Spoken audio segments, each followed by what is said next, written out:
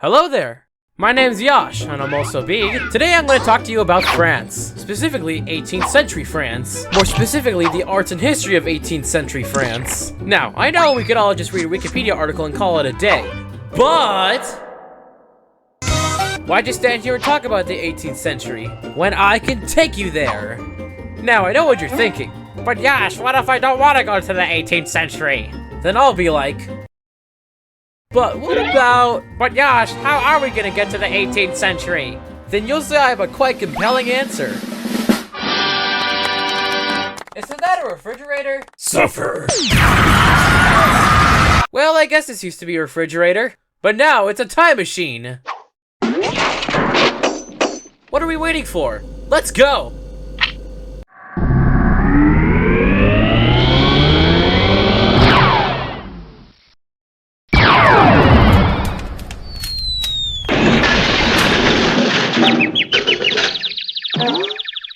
Ah, here we are. Do you smell that? Clean, fresh exhaust fumes. We're just in time for the Industrial Revolution. But we're not going to talk about that today. In France, the 18th century was the Age of Enlightenment. But what exactly is Enlightenment? According to Wikipedia, Enlightenment is a spiritual and philosophical movement that occurred in Europe during the 17th and 18th centuries, with worldwide influence and outreach.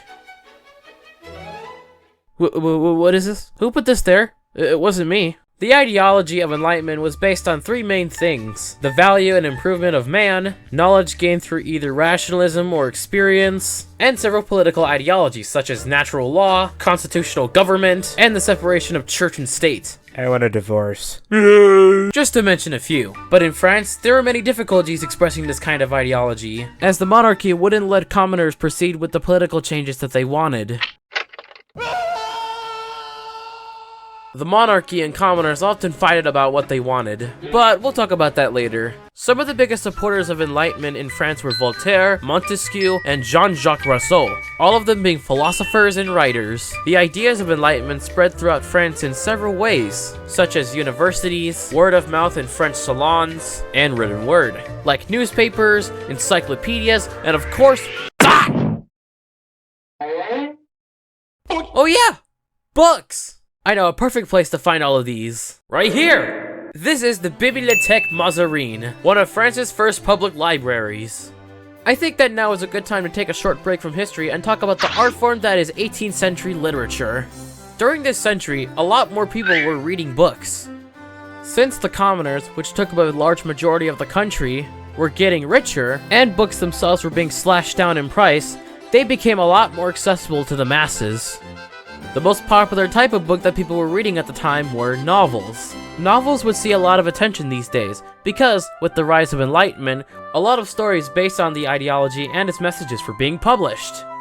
There were many types of novels on the market back then, such as satirical, libertine, philosophical, and non-fiction novels. Romance novels were also seeing a rise at the time, with Rousseau's Eloisa being the century's top seller. And lastly, autobiographies, which were first made in France during this time. Other than novels, quite a few people were reading poetry, but it wasn't getting as much traction back then. But that wouldn't stop great poets from standing out in the field. Poets like André Chenier. Chenier, who was half Greek, would go on to write various types of poems, like odes, educational poems, elegies, political poems. Not even prison can stop this guy from writing, as one of his last poems, titled Young Captive, was about a woman who had been locked up with him, and it's a touching tribute to life.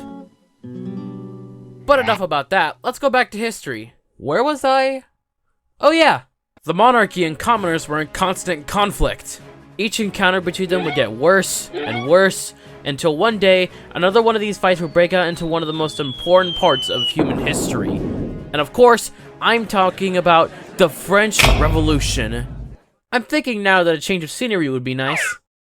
Ah, here we are, the Palace of Versailles, one of the many residences of the current leader, King Louis XVI.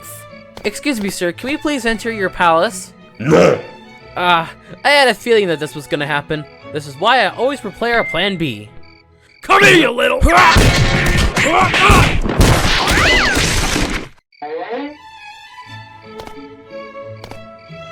Now this is a background. Now we can get back to current history. The French Revolution started in 1789. At the time, France was separated into three estates: the clergy, the nobility, and the commoners. Our story mainly revolves around that last one. While the clergy and nobility were enjoying several advantages that came with their ranking, like participating in political decisions and paying very few taxes, the commoners barely had anything. At that time, the quality of life in the country was going downhill, with many of the people suffering from poverty and starvation. Many people even had to resort to robbery just to keep on living. As you can see, the living situation was horrible. This is why there was a glimmer of hope when King Louis XVI called the Estate Generals of 1789.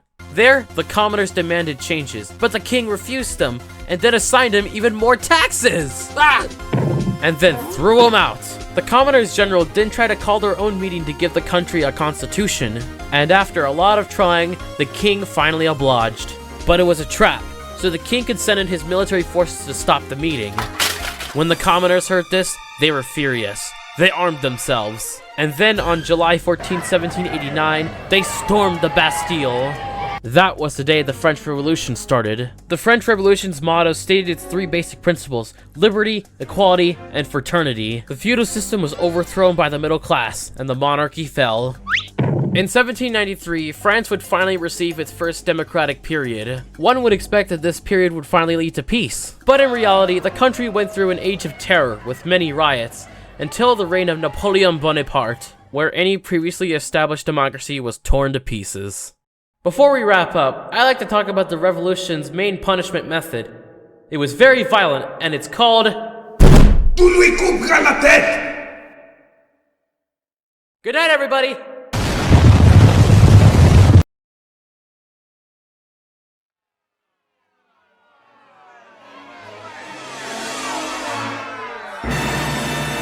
What is this? Where am I?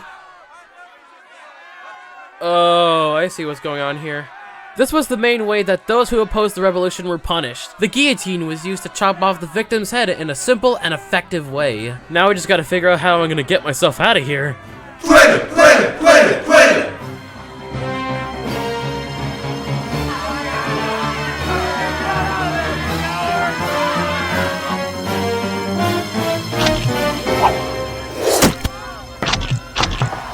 Ah, c'est ce qui arrive quand on s'oppose à la bourgeoisie!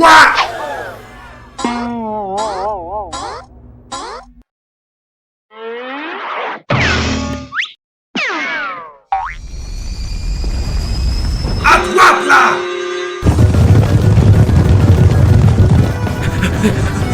If you haven't noticed, there are a lot of people behind me that want me dead, which is why before I go time traveling, I always keep a spare grenade on me just in case I get in trouble. Ah!